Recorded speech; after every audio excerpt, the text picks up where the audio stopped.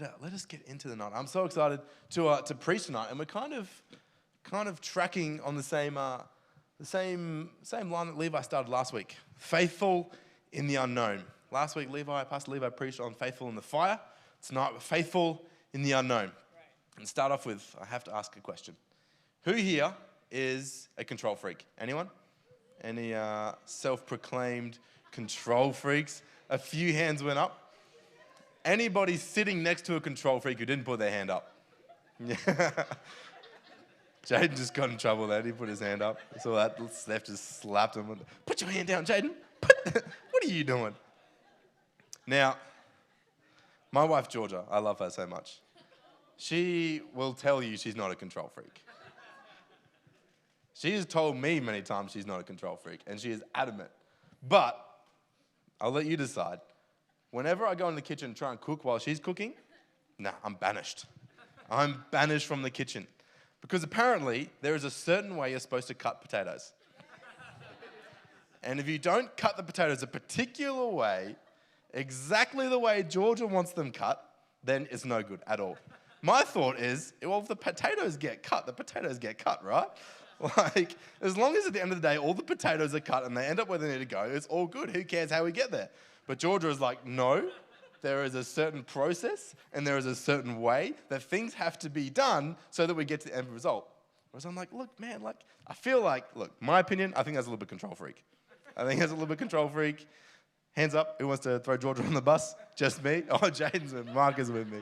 Yeah. But she tells me, I just like to know exactly what is happening, exactly when we're doing it, and exactly how it's going to get done. That doesn't make me a control freak. I just like to know these things.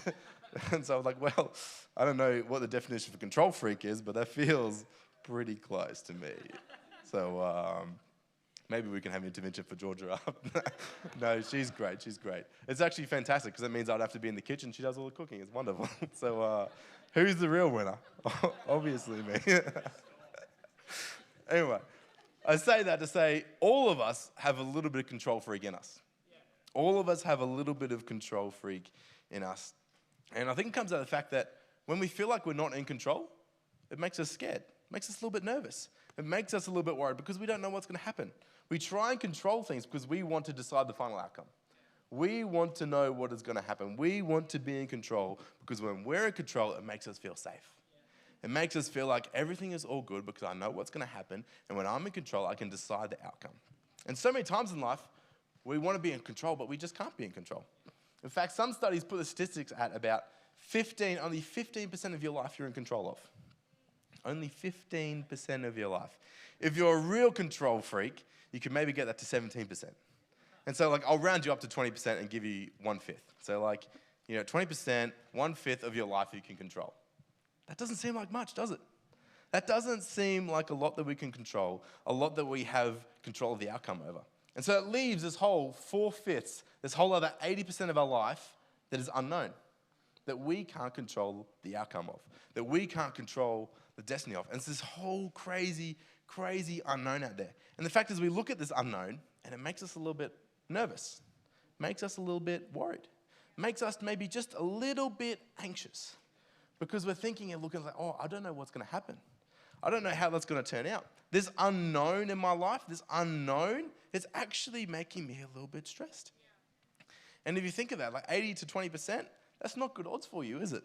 If you're stressed about 80% of your life, you can only control 20% of your life, that's a whole lot of your life you're going to be stressed about. It's a whole lot of your life. And this worry about what could happen, we start playing scenarios in our head. Oh, what if this happens? And if that happens, then what if this happens? And if that happens, then I'm going to do this. And if this happens, I'm going to do that. And we spend so much effort and so much time thinking through all these things that we want to do. If this happens and that happens and that happens. And then we get to the situation and none of those events play out. Everything is actually totally cool. None of the disasters we cooked up in our head actually came to fruition. And so we spent forever worrying and stressing and being anxious about these things that we couldn't control, that we wanted to try and control, that never actually ended up happening. So we wasted all this effort. And where does it leave us? Anxious. It leaves us anxious. In fact, I looked up the definition of anxious. And the Britannica Dictionary definition of anxious is afraid or nervous, especially about what may happen. what may happen.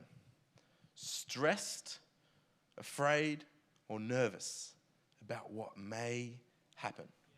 About what may happen. Now, the thing is, as humans, we like to control things because it makes us feel safe. And so we've concocted all these ideas about how we can control our lives. And recently, coming out of the COVID pandemic, a lot of things that we thought we were in control of, we realized we're not actually in control. These things that we thought were safe and were taking for granted, things that we thought were a given, aren't actually a given anymore. They've actually become unknown. Things as simple as going to the grocery store and getting toilet paper. Once upon a time, we used to be like, that is safe. That is 100% all G, you don't have to stress about. There will be toilet paper at the grocery store. Not anymore. In the back of our minds, everyone's thinking, oh, is there going to be toilet paper this week? I mean, even if it's not at forefront of your mind, there's still that little bit of stress in the back of your mind thinking, that thing that I once took for granted is now no longer under my control. It's actually not a safe place anymore. And so many different things in our lives that we once took for granted post-COVID, all of a sudden, they're unknown again. They're unknown again. And I read a really interesting book from Mark Sayers called A Non-Anxious Presence. And he actually suggested we're living in what he's calling the anxious era. The anxious era. Because we, as humankind, had thought that we had conquered the unknown. We had conquered Mother Nature. We had created such a safe space that we were going to be all good, not stress about anything.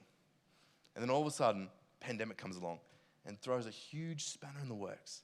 And all of a sudden, things that we once thought we could take for granted, things that we thought were safe, things that we thought were comfortable, things that we thought we had control over, all of a sudden, we realized, man, we're not in control of anywhere near as much of life as we thought.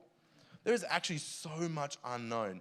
There's so many different things in our lives that could change at any moment that we don't even know about. And it actually has created in the society like a low-level anxiety. And it's a spirit of anxiety that's kind of crept into the world where people are all of a sudden like, there's so much unknown. There's so many things that could go wrong at any moment. There's so many things that could just ruin my life so quickly, so fast. It's actually crazy. And so there's this whole thought that this anxiety has creeped into our society. And this is, you can see this in like a lot of statistics. More people than ever are accessing mental health resources. More people are asking for help in different things. More people are actually coming forward and saying, hey, I'm actually feeling a little bit anxious. I'm actually feeling a little bit stressed. There was a really great study done by Global One Hope, Global Youth Study, and they did a really great study about how people are actually feeling. And the levels of anxiety and depression and people feeling lonely has risen exponentially since COVID. It's been actually quite alarming, particularly for someone who does a lot of work with youth and young people and seeing that come through in this generation, that there's this spirit of anxiety, this spirit of not knowing what's going to happen. Because what happens is we build our lives on something. We try and build our lives on something and we try and build this incredible life. And then all of a sudden what we build a life gets taken out from underneath of us. Our whole lives come crumbling down. Whole lives come crumbling down so fast. And we try and build these lives and then things are changing so fast. Things are changing so fast. So 1 minute you try and build your life on your job, on your career. You know what? That job might be gone tomorrow. See you later. Try and build your life on your health. Man, the health might disappear so fast. So many different things that we put our hopes and dreams on, we try and build our lives on, and then all of a sudden we realize that could come crumbling down so fast. So fast. And one of the great things that has come of this is actually been an exponential growth in mental health resources. People talking about mental health, people talking about how you can look after yourselves, people talking about how you can build a great big life. And there's all these new things coming forward, people giving you great advice about how to do this, people giving great advice about how to do that, people giving fantastic advice. But I always come back to Jesus. Jesus talked about this 2,000 years ago. He actually gave the greatest advice you'll ever find to help you build a solid life 2,000 years ago. Nothing's changed. Nothing's changed. Jesus gave an incredible example. There's this really cool passage in Luke, and it's also in Matthew, but from Luke chapter 6, verses 46 and 49. Jesus is just wrapping up his Sermon on the Mount. This sermon, this message that he gives to thousands of people about really great practical advice on how to live your life. And he finishes with this. He says, "Why do you call me Lord, Lord, and do not do what I say? As for everyone who comes to me and hears my words and puts them into practice, I will show you what they are like. They are like a man building a house who dug down deep and laid the foundation on rock. When a flood came, the torrent struck the house but could not shake it because it was well built. But the one who hears my words and does not put them into practice is like a man who built a house on the ground without a foundation. The moment the torrent struck that house, it collapsed and its destruction was complete. I'll let you sit in that for a moment.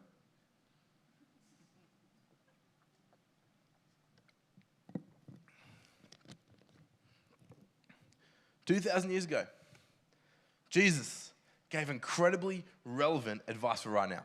Incredibly relevant. He said, hey, look, there's so many different things you could build your life on. You could build your life on success. You could build your life on money. You could build your life on friends. You could build your life on fame, fortune, all these things. But I'll tell you what, it's going to come crumbling down. The storm's going to hit it. It's going to come crumbling down. Or you could choose to build your life on me. You could choose to build your life on my teachings. You could choose to build a life that's actually going to stand firm when the storms come against it. You could choose to make really great choices right now. They're going to see you actually be standing 30 years into the future. They're going to see you actually living an incredible life 30 years from now. They will see you actually be thriving and doing well 30 years from now. And so Jesus is coming and saying, hey, look, there's all these things people will tell you. There's all these things the world will tell you. There's all these things that you could do. But I'll tell you right now, it'll all amount to nothing in the end. It will all amount to nothing. But if you build your life on me, if you build your life on my teachings, if you build your life on what I say you should do, you will actually build an incredible life. And you'll build a life that will be able to withstand the things of life that come against it. You'll be able to withstand the storms that come against you. Because there's a couple of observations I have in this story. I'm going to give you two observations, and then I'm going to hit you with an observation/application. And the first observation that I want to give you is that storms are predictably unpredictable. Storms are predictably unpredictable.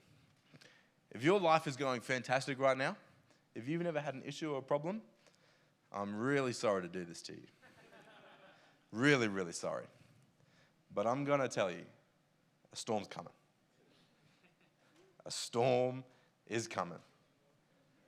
I don't care who you are, how amazing your life is. I don't care what you've done or how you built your life. Hey, storm's coming. I can tell you with 100% certainty that a storm will come your way. Now, I can't tell you what that storm will look like. I can't tell you what that storm will feel like. I can't tell you how that storm will hit you, when that storm will hit you, or what will happen when that storm hits you. But I can tell you it's coming. I can tell you it is coming. Sooner or later, you will be hit with life. Life comes to us all, whether you like it or not. You know, there's not a single person I know who was sitting around at the doctor's office and was predicting, oh, this is 3 years from now, that's when I'm going to get my cancer diagnosis. No one's ready for that. No one's predicting that. Yo, 4 years from now, that's when I'm going to go bankrupt because my business failed. No one's predicting that. No one's sitting now and thinking that's where my life's going to end up. No one's thinking about, hey, these things in life happen. Sometimes, for no reason other than the fact that we're human and we live on a broken planet, bad things happen. Storms come. Life happens. And when that happens, man, it sucks. Man, it sucks. It hurts and it's brutal and it's not fun. But two things could happen when that storm comes. You could have spent the time before that storm comes building a life on sand. Building a life on things that will just slip out from right underneath you when that storm comes. You could have spent your life building on things that are just going to fade away. If you would put your hopes and dreams on your success, if you put your hopes and dreams on your job, on your family, on your career, on your finances, man, I'm sorry, but you could be in trouble. When that storm comes, those things are going to fall apart. That life you built is going to come crumbling down to nothing. There's going to be nothing left of it. There's going to be nothing left. But my second observation is that rocks don't move. Rocks don't move. Jesus says that his word's like the rock that we build our lives on. And so if we choose to build our lives on the rock, on the words that Jesus has given us, on the teachings that Jesus has given us, well, guess what? When that storm comes, yeah, it might shake you around a little bit. Yeah, it might be scary for a moment. It might still be a bad storm and it's still going to hurt. But guess what? Your life's still going to be standing. Your foundations are still going to be there. They won't have moved. They won't have changed. They won't have nothing have happened to them. In fact, you'll still be standing even when those storms of life come against you. When they come against you. Yeah, so rocks don't move. God doesn't change. He is the same yesterday, today, and forever. He doesn't change. What culture thinks is valuable changes. What culture puts its value on changes. Your job will change. You will change as a person even. God is the same yesterday, today, and forever. And so if we choose to base our lives on his teachings, what he wants for our lives, then we can look that storm, that unpredictable storm, that uncertainty, that unknown in the face and be like, hey, look, man, I've got faith that even though this is coming against me, even though things are getting crazy right now, my God's the same. My God is strong. My God is all powerful. And I know that if I build my life on him, man, it doesn't matter what happens to me. I'm good. I'm good. In fact, you could even, like there's stories in the Bible, people talking about, even like Paul and stuff. It's like, I could lose my life, but I'm still going to be good. I could lose everything, including my very life, and it's going to be all okay because I built my life on God, on something bigger than me, something bigger than right now, something bigger than anything this world has to offer, something solid that is never, ever going to change. And because I've built my life on that, man, I'm good no matter what comes against me. No matter what happens, it's going to be okay. I'm going to figure it out. God's going to be with me, and we're going to be all sweet. And the third one could be a bit of a challenge for some of us. Could be a bit of a challenge. I might have to call some people out here. I don't know. But third observation / application. Faith isn't passive. Faith is work. Faith is work. I don't know if you guys have been told this lie. It sometimes gets told in church that, oh man, you just got to have a bit more faith. You just got to, if you just have faith and stand still and believe that God's going to sort it out, it's all going to be all good. It's like, well, yeah, man, you got to have faith and believe that God's going to sort it out. But you've actually got to put in the work as well. Jesus says here, let me read it here. It doesn't say in the verse, as for everyone who comes to me and hears my words and believes in me, they'll be all good and they'll be able to build. No, he says, everyone who comes, hears my words and puts them into practice. Puts them into practice. It's work. It's work. I mean, I think sometimes we are caught in that trap. It's like, hey, I've just got to believe harder. If I sit on my couch for 40 hours a week and I believe that God is going to do something incredible, it's like God can do something incredible. And God, sometimes God will do something incredible because he is God and is able to do miracles. But God's looking at us and hey, look, I've given you a promise, but you're not moving. You're not doing anything. You're not actually putting in the work. You've heard my words. It's like the foolish person. The foolish person hears Jesus' words. They actually know Jesus' words. In fact, they might even believe Jesus' words, but they haven't put them into practice. They haven't actually put in the work, the everyday work to put the words and teachings of Jesus into practice. And so even though they believe Jesus, even though they understand his words, when the storms come, because they haven't actually practiced and put in the work of digging deep foundations in the rock, of actually working hard and digging deep foundations, man, their life's still going to fall apart. It's interesting. It talks about like digging deep down to the rock, into the foundations. I don't know how many of you guys have tried to dig through rock. We have a sandpit at our house for Jasper. And Jasper gets his little plastic trowel and he in and out digs a hole in no time at all. Easy. Easy as like builds a sandcastle, puts the sandcastle up, and it's great. But then a little bit of wind comes on, there goes the sandcastle. See you later. Whereas my digging, my fun, is actually going to the backyard and I dig fence holes. So I dug a fence. It took me 2 months to dig all the post holes for our fence by hand because we live in Marine West, right?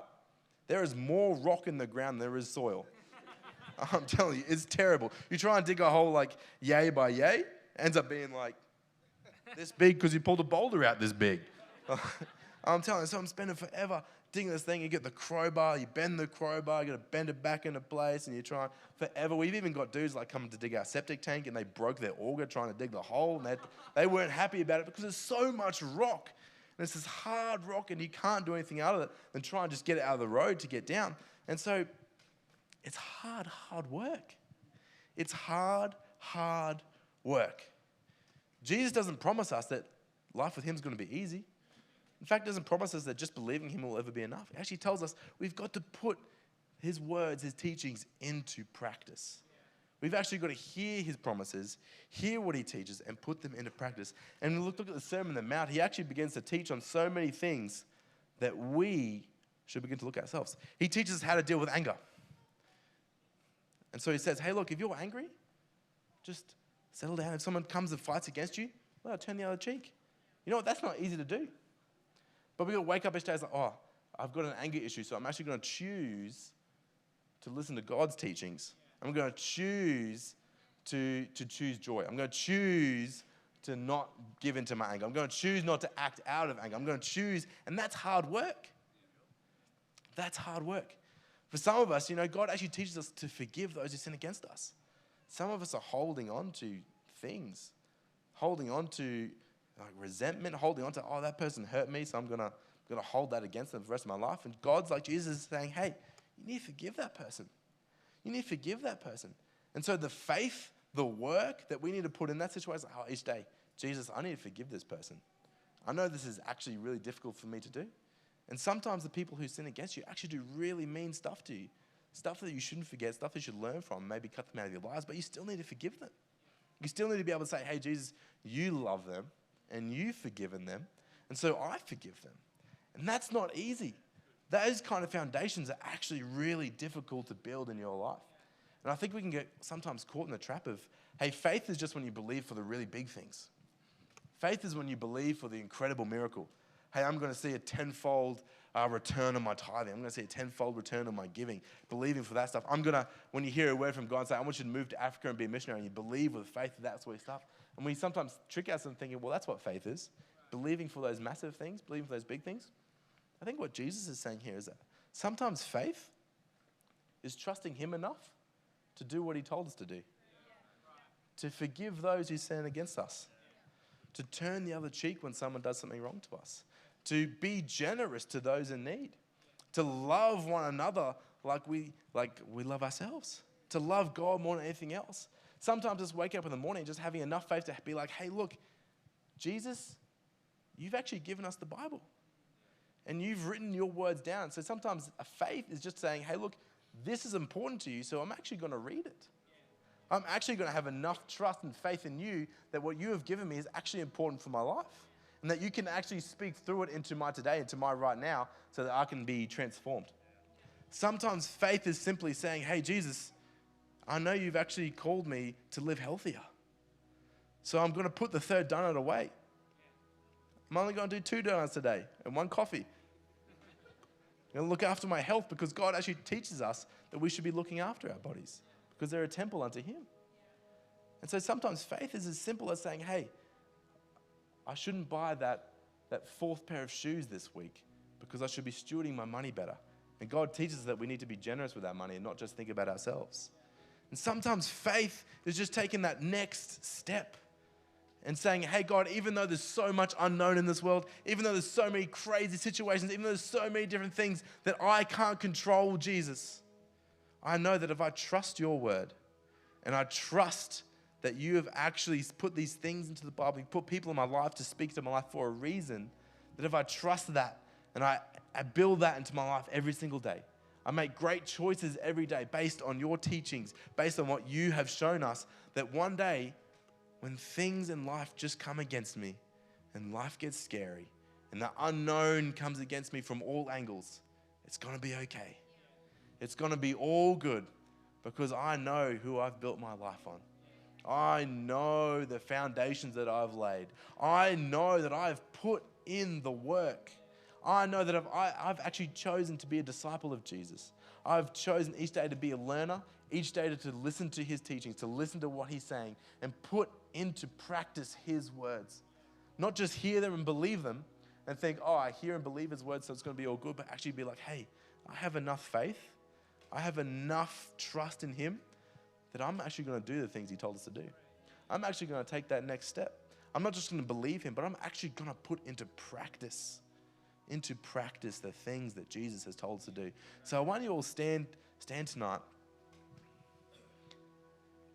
And I don't know where you guys are at with your faith walk. with your journey with Jesus, with that relationship. And maybe you've been sitting here and you think, you know what, there's some areas of my life that I have been putting in the work, that I have been trusting Jesus, that I have been practicing faith. But then there's other areas. There's some things that maybe I was too scared to give to Jesus because I enjoyed the control, because I felt like if I let Jesus have that, then it would make it all unknown to me. And if I gave Jesus what he actually wanted in that situation, then I wouldn't have control of it. And that would be scary for me. I think we've all got things like that in our lives, where some of us are really good at giving God control over our emotions and our anxiety and different things like that, but we're really bad at giving God control over our finances. Or maybe it's the other way around. Maybe we're really good at giving control to God and listening to what he teaches us about our bodies, but not so much about how we interact with the people around us. And so I think when we all close our eyes, I just want to think for a moment, it's like, is there something that God is putting on your heart right now? They're saying, hey, you see that?